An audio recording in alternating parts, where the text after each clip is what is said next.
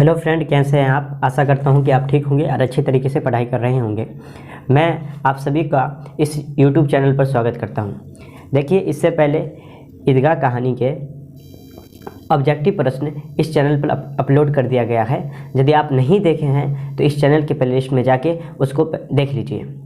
और एक बात और बता दूं, इस चैनल पर सभी विषयों का ऑब्जेक्टिव और सब्जेक्टिव वीडियो अपलोड हो रहा है। तो आप लोग इस चैनल को अपने दोस्तों को, अपने साथियों को बताइए इस चैनल के बारे में। और आज हम लोग इसके VVI सब्जेक्टिव क्वेश्चन देखेंगे। तो चलिए स्टार्ट करते हैं। जैसा कि किसी लिए हिंदी आपको पता होगा, यदि आप उर्दू रखे हैं या मैथिली रखे हैं और क्लास 10वां में हैं तो आपको 8वां का हिंदी पढ़ना पड़ेगा। इसीलिए मैंने 8वां एवं 10वां लिखे हैं। ठीक है, उसका हम आज दूसरा चैप्टर पढ़ेंगे, ईदगाह कहानी। ठीक है, जो पार्ट 2 है यह हम आज डिस्कशन करेंगे। इसका रचनाकार का नाम है मुंशी प्रेमचंद जी। मैंने सिर्फ प्रेमचंद लिखे हैं। इनका जन्म की अगर बात करें कि इसका जन्म कब हुआ था, मुंशी प्रेमचंद जी का जन्म, तो जन्म 1880 ईस्वी में हुआ था। और मृत्यु की अगर हम बात करें कि मृत्यु कब हुआ था मुंशी प्रेमचंद जी का, तो 1936 ईस्वी में, 1936 ईस्वी में। चलिए शुरू करते हैं।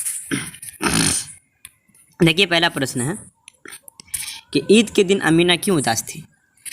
यदि आप पाठ पढ़े हैं, कहानी अगर आप अपने खुद से पढ़े हैं तो मेरा यकीन है कि आपको आता होगा। यदि नहीं पढ़े हैं तो एक बार जाके पढ़ लीजिएगा।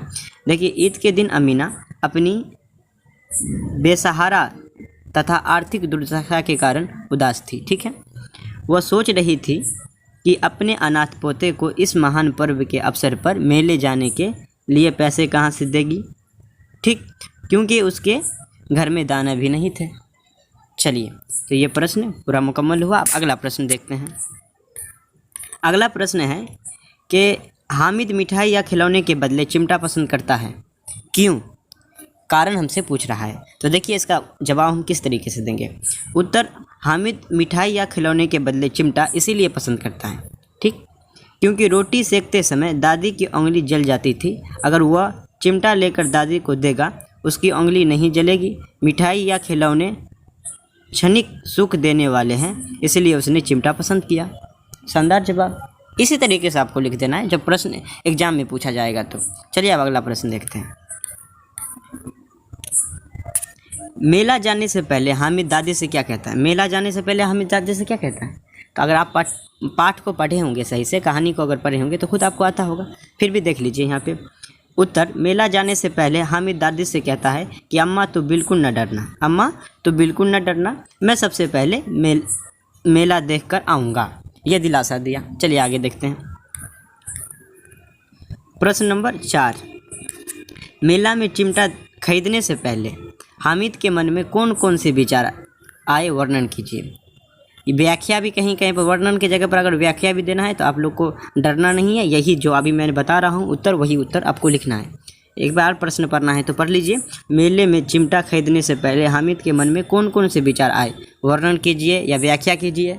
ठीक ना, तो एक है प्रश्न। आइए देखते हैं उत्तर। मेला में चिमटा खरीदने से पहले खिलौने खरीदने तथा मिठाई खाने के विचार आए, लेकिन उसके पास 3 पैसे ही थे, इसीलिए इन चीज़ों को खरीदने का विचार छोड़कर वह लोहे की दुकान पर गया। ठीक है, लोहे की दुकान पर गया।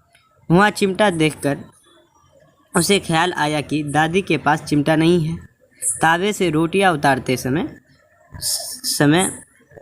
हाथ जल जाती है। अगर वह चिमटा ले जाकर दादी को देता है तो वह काफ़ी प्रसन्न होगी और तब उसकी उंगली नहीं जलेगी। खिलौने से क्या फ़ायदा, व्यर्थ में पैसा खराब होगा। वाह, देखिए एक छोटा सा बच्चा में कितना अपने आप समझ है, विवेक है। चलिए अब अगला प्रश्न देखते हैं। बस इतना ही, मैंने सिर्फ 4 प्रश्न लिया है। अगर आपको इस कहानी से एक भी प्रश्न पूछा जाएगा तो इस 4 से बाहर नहीं रहेगा। ये 4 को आप अच्छी तरीके से देख लीजिएगा। और अगर आपको ये वीडियो अच्छा लगता है तो उन बच्चों तक ये पहुंचाइए जो किसी कारण बस कोई क्लास नहीं जाता है, जिसका इस बार बोर्ड एग्ज़ाम है, तो उसको ज़रूर इस वीडियो को उस तक के शेयर कीजिए।